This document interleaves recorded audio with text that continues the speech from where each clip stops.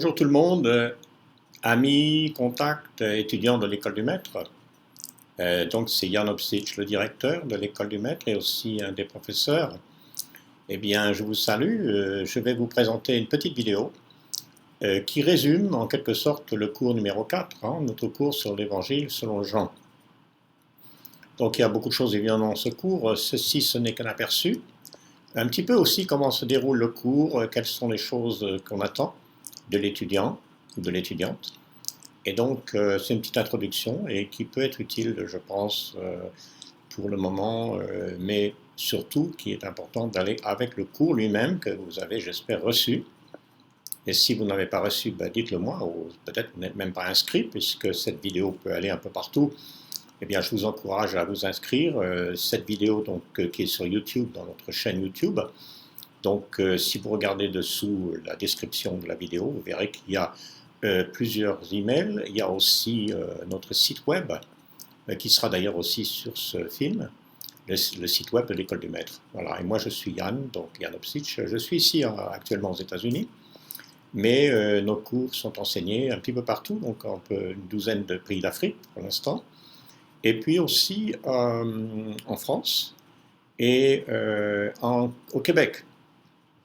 Donc un petit peu tous les pays francophones. On a quelques étudiants dans d'autres pays qui parlent français, puisque le français est parlé dans beaucoup de pays, dans beaucoup d'endroits, ce qui est magnifique.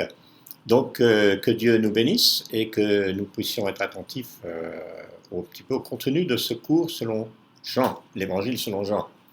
Donc une chose à dire qu'il faut dire quand même d'abord dès le départ, c'est que l'évangile selon Jean, ce n'est pas simplement une œuvre littéraire, un texte comme ça qui est apparu à un moment donné. C'est un témoignage. Il est écrit comme un témoignage et c'est aussi l'ensemble des évangiles qui sont dans ce cas. C'est un témoignage un peu spécial parce que c'est un témoignage d'un apôtre qui était unique dans sa relation avec Jésus et qui nous donne un évangile unique, une perspective unique. Donc on appelle les trois autres évangiles, Matthieu, Marc et Luc, synoptiques parce qu'ils se suivent, plus ou moins dans leur chronologie. Mais Jean, lui, nous apporte des informations supplémentaires qui sont importantes pour son évangile à lui. Alors on peut se poser la question pourquoi des différences. D'abord, il s'agit de témoignages, donc les témoignages ne sont pas toujours nécessairement exactement pareils, sinon ce ne seraient pas des témoignages, ça serait des textes fabriqués. Non, il y a des différences, mais aussi ils se complètent plutôt les uns les autres, ils ont un but différent. Alors, le but de l'évangile de Jean n'est pas compliqué à comprendre, puisque l'évangile lui-même nous le dit, quel est ce but ? Eh bien, dès le départ, c'est-à-dire que si on compare le début de l'évangile et la fin, dans l'introduction, c'est-à-dire ce qu'on appelle le prologue et qui nous introduit à la personne de Jésus, que Jean appelle le logos, la parole, qui était Dieu, qui était là dès le commencement et par qui tout a été créé, qui est venu en chair. Et si on lit donc l'évangile de Jean, on voit que cet évangile nous montre qu'est-ce que ça signifie qu'il est le logos qui est venu en chair, qu'est-ce que ça signifie qu'il a manifesté la gloire de Dieu, la gloire du Fils unique, et même qu'est-ce que ça signifie que Jésus est le Christ, qu'il est le Fils unique. Donc ces choses présentées, et puis à la fin de l'évangile, donc à l'évangile, cet évangile à la fin, chapitre 20, versets 30 et 31, eh bien le but c'est que ceux qui ont lu ce témoignage puissent croire que le Christ, qu'il est le Fils de Dieu, Jésus le Fils de Dieu, le Christ, surtout en particulier à travers les signes qu'il a accomplis, mais aussi à travers l'évangile, à travers son enseignement et sa vie personnelle. Alors, ce cours, comme tous les autres, nous avons plusieurs leçons. Donc, la première leçon, comme tous les autres cours, est introduite par quelques versets bibliques. Vous verrez en haut de la page de la leçon. Ces versets bibliques sont destinés à la mémorisation. Alors, ce que nous faisons, c'est qu'il peut y avoir 2, 3 ou peut-être 4 versets. L'étudiant choisit un verset qu'il préfère, auquel il s'attache, et apprendre ce verset par cœur, plus ou moins, si c'est possible. Et de sorte qu'à la fin du cours, il aura accumulé une sorte de connaissance de mémoire de pas mal de versets. Et ces versets feront partie de l'examen final, qui est un entretien normalement soit sur Zoom, ou soit sur Skype, ou encore sur WhatsApp. Donc, de différentes manières. Donc, si vous êtes un étudiant inscrit, vous serez appelé à nous donner ces versets que vous avez appris par cœur. Voilà. Le but de l'évangile, c'est donc de présenter le Christ et de nous aider à la foi. La foi, souvent, c'est compris comme une sorte de sentiment ou de pensée ou d'opinion personnelle qui ne se base pas sur les évidences. C'est comme si la foi, c'est ce qui n'a pas d'évidence. Voilà. Ce qui n'a pas d'évidence, c'est pas la réalité. Ça peut être des opinions, des rêves, des imaginations, mais c'est pas la foi. La foi biblique, elle est basée sur des évidences. Elle est basée sur ce que Christ a dit et il a fait, et sur les témoignages historiques de ces évidences. Donc ça, c'est ce que nous dit cet évangile en particulier. Il est présenté comme Jésus de différentes manières, hein, comme le Christ, le Fils de Dieu, le bon berger, la lumière du monde, le pain de vie, la résurrection et la vie, le chemin, la vérité et la vie. On a beaucoup d'affirmations et de présentations très fortes concernant la personne du Christ et son rôle. Je dirais d'ailleurs des affirmations qu'on ne trouve nulle part ailleurs et qui posent question parce que si elles sont inexactes et si elles sont fausses, on peut se demander comment le Christ a pu parler de lui-même de cette manière. Si forte. Donc, s'il est le Christ, s'il est le sauveur du monde, on s'attend à ce qu'il parle de cette manière. Il n'y a pas de raison d'en être surpris.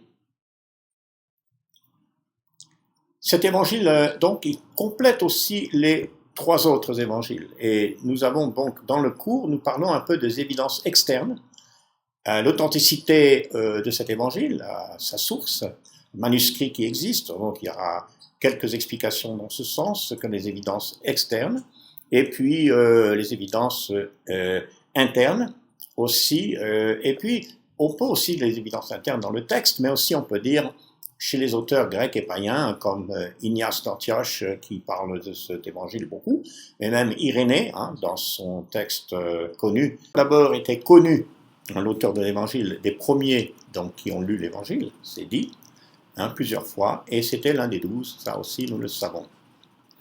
Donc la date à laquelle il était écrit, on le montre et on l'explique, hein, donc vers 80, entre 80 et 98, après Jésus-Christ, donc en fait il date au moins de l'époque de Jean, et donc il était écrit à cette époque-là. On a des manuscrits très anciens d'ailleurs sur l'évangile de Jean qui remontent très loin.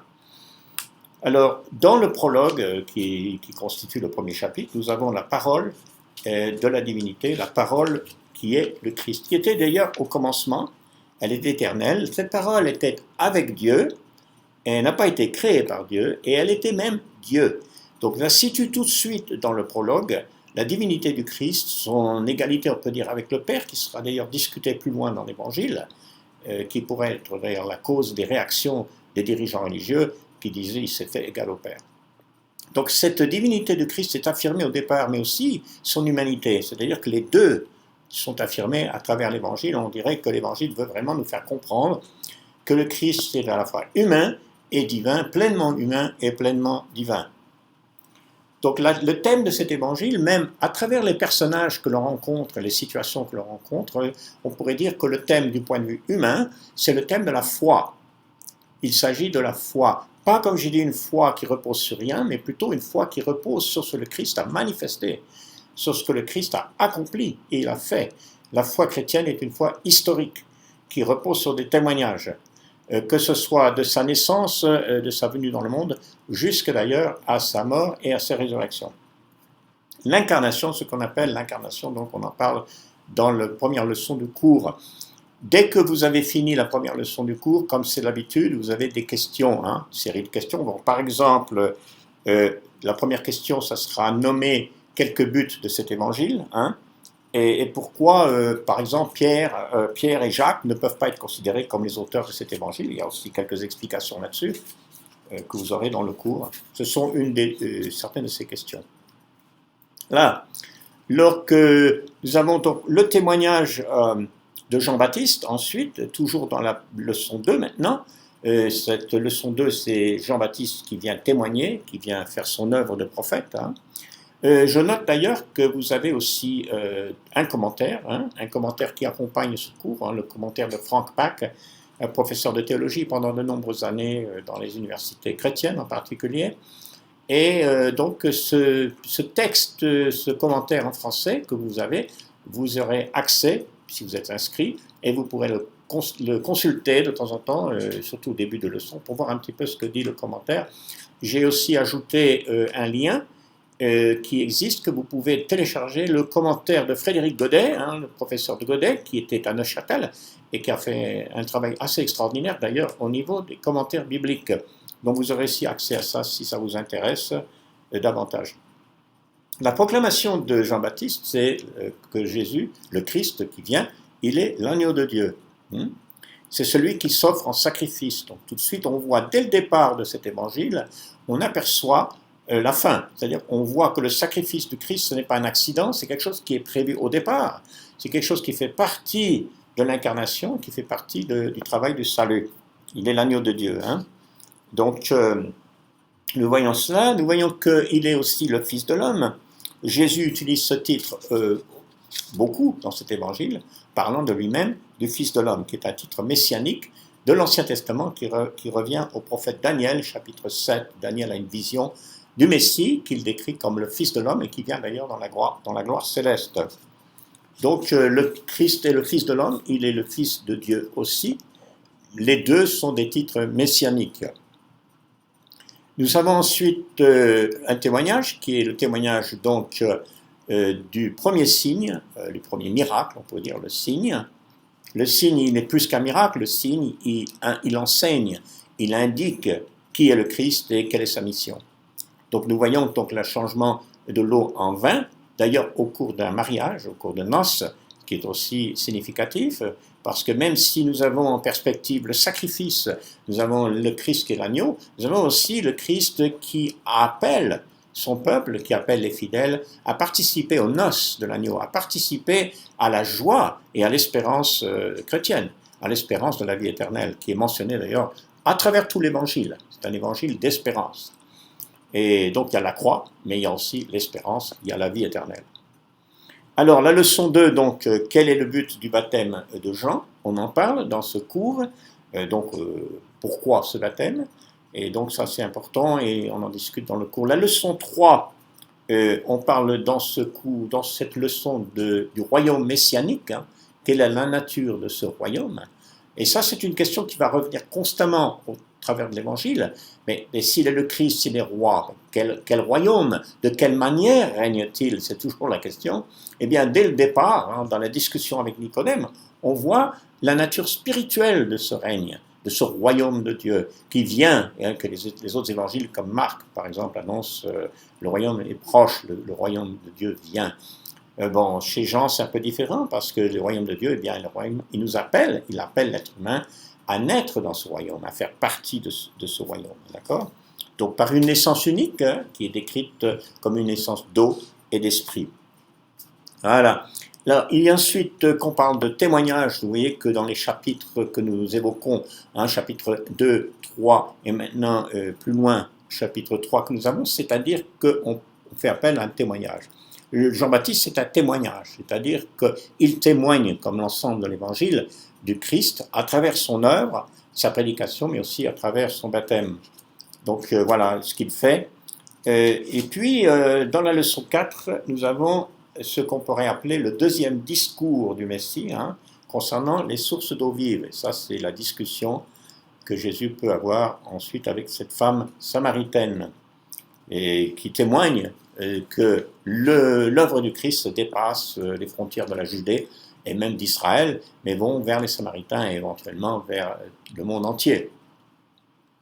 Donc ici, des discussions importantes, des enseignements de Jésus qui concernent par exemple l'adoration, quand il parle avec la femme samaritaine, et qui concernent aussi la foi en lui, parce que la foi, cette femme va l'avoir, elle va avoir la foi basée sur ce que le Christ dit et témoigne, et elle va partager cette foi avec d'autres Samaritains.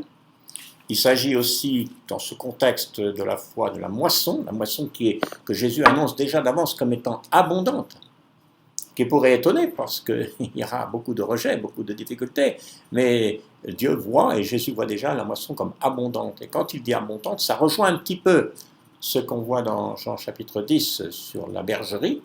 On accueille dans la bergerie non seulement les brebis d'Israël, mais de toutes les nations. Donc la moisson est abondante de tout le monde, de toutes les nations du monde. Hein, ça, c'est la grande mission du Christ. Donc ensuite, dans la leçon 5, on voit l'autorité messianique, hein, par exemple l'autorité dans la guérison de l'infirme de Bethesda, et Jésus explique toujours le sens de son miracle. Hein. Chaque fois qu'il y a un miracle, il y a un enseignement, il y a un sens qui est donné à ce miracle. Donc c'est ce qui se passe. Et puis, ce chapitre 5 nous parle de plusieurs témoignages encore, des témoins de Jésus. Par exemple, le Père est un témoin, Jean-Baptiste est un des témoins. Les œuvres du Christ sont témoins, les Écritures aussi, et même Moïse, donc la loi. Donc il y a toujours la question aussi de la croyance, de l'incroyance, puisque dans ce chapitre, dans cette leçon 4, nous parlons des non-croyants, de ceux qui n'acceptent pas le témoignage, qui n'acceptent pas ces témoignages, qui n'arrivent pas à la foi. On en parle aussi. Ensuite, la leçon 6, c'est toujours Jésus, le Christ, le Sauveur, le Messie, mais présenté comme pain de vie, à l'occasion de la multiplication des pains et des poissons. Donc ce signe-là, qui est le 4e d'ailleurs dans l'Évangile, est très important. Il est d'ailleurs se trouve dans tous les évangiles, celui-là. Et puis, il y a à la suite de ça la tempête, hein, et le conflit avec la foule, la tempête sur le lac de Génézareth. Ensuite, nous avons donc la leçon 8. Tout de suite, nous avons ici la connaissance de la lumière du monde. Jésus disant « Je suis la lumière du monde », que celui qui le suit ne marchera pas dans les ténèbres, il aura la lumière de la vie. Cette affirmation de Jésus, d'ailleurs, comme d'autres, hein, je suis le pain de vie, je suis la lumière du monde, et ces affirmations je suis qui continuent à travers tout cet évangile. Dans cette leçon 8 que nous avons maintenant, c'était plutôt toujours la lumière du monde, mais qu'est-ce que ça implique pour le disciple? Si Jésus est notre lumière, qu'est-ce que ça implique dans notre vie de tous les jours? Donc ça, c'est expliqué. Nous avons aussi dans ce chapitre-là, dans cette leçon 8, le signe numéro 6, hein, qui est la guérison de l'homme aveugle, très important, et la réaction des pharisiens.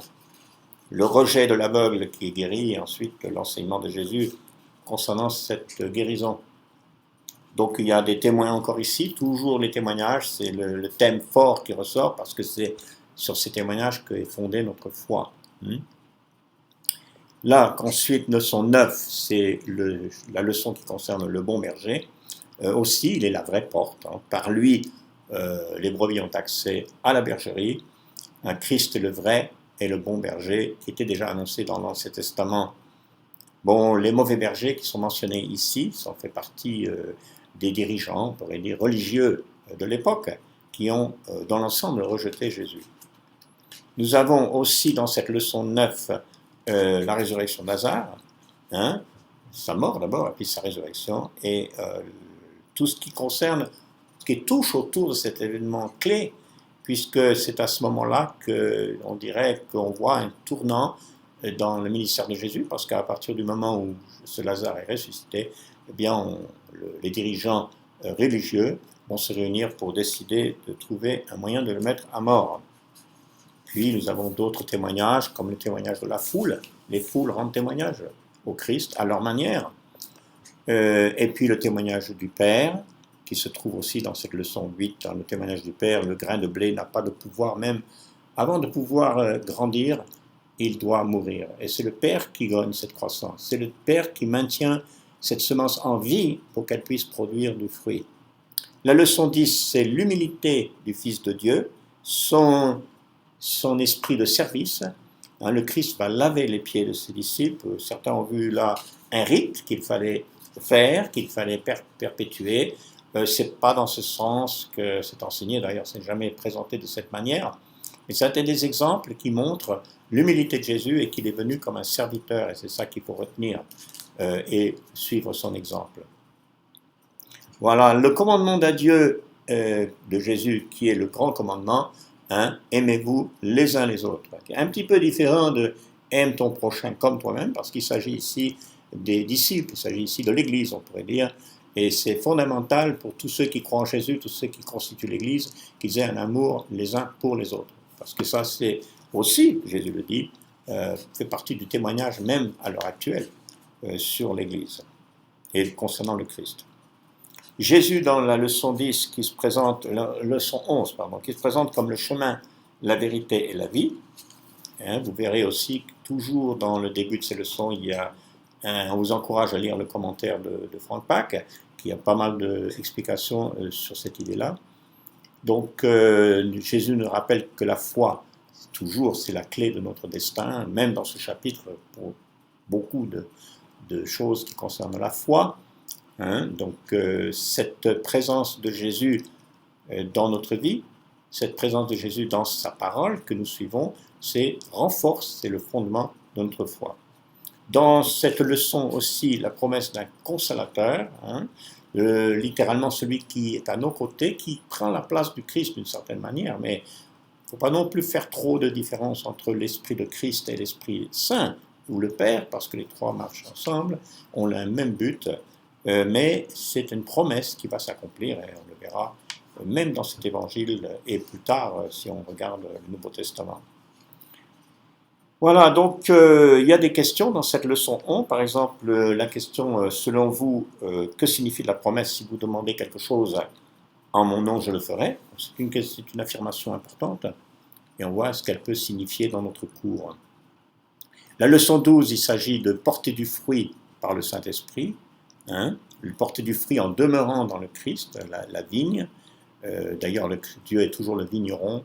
La vigne dans la Bible, même l'Ancien Testament, c'est le peuple de Dieu. Ça s'applique d'une manière globale, générale, et que nous sommes attachés à cette vigne. Nous sommes les serments que nous devons porter du fruit. Il parle dans ce contexte de la vigne, du fruit, encore beaucoup de l'amour. Il parle aussi de la loyauté du Christ, à l'égard du Christ, la fidélité aussi à son enseignement, à sa parole, parce que c'est un aspect très important, déjà fondamental, de notre fidélité au Christ. Ensuite, la leçon 12, ça concerne l'œuvre du Saint-Esprit, ça continue toujours d'ailleurs dans ces chapitres-là, 15 et 16, l'œuvre du Saint-Esprit, c'est la présence de Jésus à travers son esprit, à travers d'abord le fait que les apôtres ont reçu l'Esprit qui les dirige, les inspire, qui fait que leur parole, leur témoignage est parfait et véridique, et aussi fait autorité quand ils vont enseigner les peuples et les nations. L'œuvre du Saint-Esprit, ça continue avec la leçon 13, la nouvelle présence de Jésus dans le monde. L'œuvre de l'Esprit consiste à convaincre le monde de péché. Texte très important dans Jean chapitre 16. Le péché, convaincre le monde de justice, mais aussi de jugement. Donc ces trois idées-là sont expliquées, mais sont très importantes pour comprendre l'œuvre du Christ. La leçon 14, c'est l'œuvre sacerdotale du Christ, plutôt la prière sacerdotale, mais il a une œuvre sacerdotale puisqu'il est le grand prêtre. Mais c'est une prière sacerdotale, c'est-à-dire qu'il prie comme un médiateur entre nous, entre ses disciples, les apôtres, les disciples, et le Père. Donc c'est pour ça qu'on l'appelle la prière sacerdotale. Donc sa mission va arriver à sa fin. La mission, ce n'est pas simplement qu'il va mourir puis il va ressusciter, mais c'est qu'il va rassembler avec lui et autour de lui son peuple, le peuple de Dieu. Donc il s'agit, pour ceux qui veulent être attachés à ce peuple, il s'agit de la foi, toujours. Il s'agit de suivre fidèlement le Christ dans notre vie. Il s'agit de le prendre comme notre seul maître et Seigneur et comme notre sauveur. Donc là, il prie aussi dans cette prière sacerdotale en faveur de ses disciples, en faveur de ceux qui croiront à travers les apôtres aussi. La leçon 15, c'est la crucifixion. Donc tous les détails, on pourrait dire, sur les circonstances de l'arrestation de Jésus, de son jugement, de son procès. On pourrait dire qu'il y a deux procès, un procès religieux dans un sens, mais un procès non religieux ou séculier par rapport à Pilate dans un autre sens. Donc là, on voit les circonstances qui sont très intéressantes, très importantes. Et finalement, la résurrection, c'est la leçon 16, c'est-à-dire le témoignage de la résurrection, puisque la résurrection est fondée sur un témoignage. La résurrection de Jésus, ce n'est pas seulement un désir ou une idée, mais c'est fondé sur un témoignage des apôtres qui sont choisis d'ailleurs pour être ces témoins d'une manière officielle. Voilà, bon, il n'y a pas grand-chose de plus à dire, simplement qu'il faut toujours répéter le fait que il y a une dissertation à écrire, comme pour tous les cours. D'ailleurs, dans ce cours, il est précisé quels sont les thèmes de dissertation. Il y en a 3 qui sont possibles. Donc, soit, qu'est-ce que veut dire être un disciple authentique? Que veut dire le Logos selon Jean? Et la question de l'humanité et de la divinité de Jésus dans l'Évangile selon Jean. Donc, vous devez choisir un de ces 3, qui n'est pas toujours le cas dans les cours, et donc pouvoir écrire cette dissertation de 3 pages à peu près, 3-4 pages peut-être, et qui fera partie pour finaliser le cours. Écoutez, je vous souhaite bon courage, santé, bien du bonheur, de la paix, de la part du Seigneur, de la part de Dieu.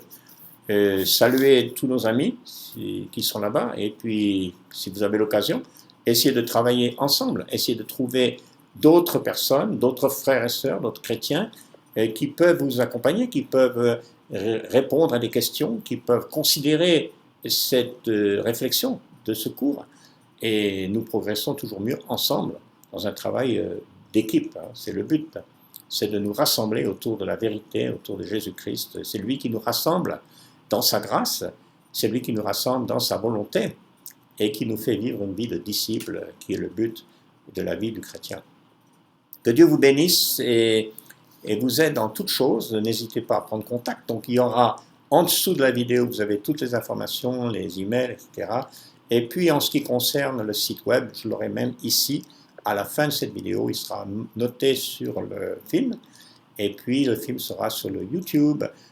Donc ce film peut être partagé largement. Vous pouvez le partager avec d'autres qui peuvent s'intéresser à cette question de l'Évangile selon Jean. Que Dieu vous garde et vous bénisse.